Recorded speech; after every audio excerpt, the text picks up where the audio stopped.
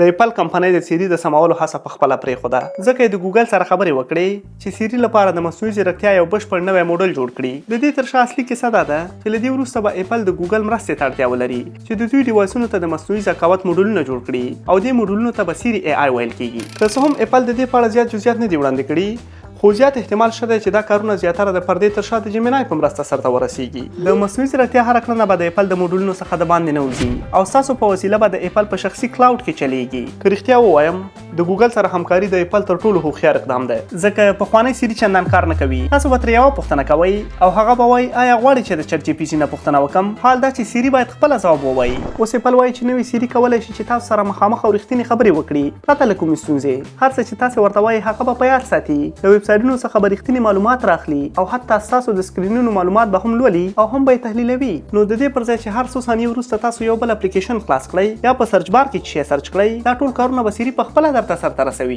یوه خبره ده، ایپل مخکې هم دا ډول ژمنې کړي او موږ ټول په دې پوهیږو چې ایپل د دې ډول مبالغو مخینه لري، خو دا ځل موضوع بدله ښکاري ځکه ایپل نور دا موډلونه یوازې په خپل سر نه جوړوي، اوس ورسره د ګوګل همکاري ده او دا مهال ګوګل د مصنوعي ځیرکتیا په نړۍ کې له غوره شرکتونو څخه ګڼل کیږي. سربیره پر دې ایپل وایي چې نوی سیري کولی شي چې ستاسو په غوښتنه ستاسې زاړه عکسونه او یادښتونه ولټوي، هر ځای کې چې وغواړئ متن پرې ولیکئ او حتی د اپلیکیشنونو دننه تغیرات راولئ. تر ټولو مهمه خبره دا ده چې دا ټول کارونه به ستا د محرمیت یا پرایویسي په ساتلو سرته رسیږي. ستا په غوښتنه به فقط ستا په ډیوایس او یا د ایپل په شخصي کلاوډ کې سرته رسیږي. اوس اساسي پوښتنه دا ده چې د رقابتونو په نړۍ کې ګوګل د ایپل سره رقابت کوي او که یو بل ژغوري. په اخره کې باید دا ووایم چې نړۍ هره ورځ په مصنوعي ځیرکتیا او ټکنالوژي کې پرمختګ کوي، خو له بله طرفه زموږ ملا دوه پښې په یو موزه کې کړي او وایي چې نه یې منم.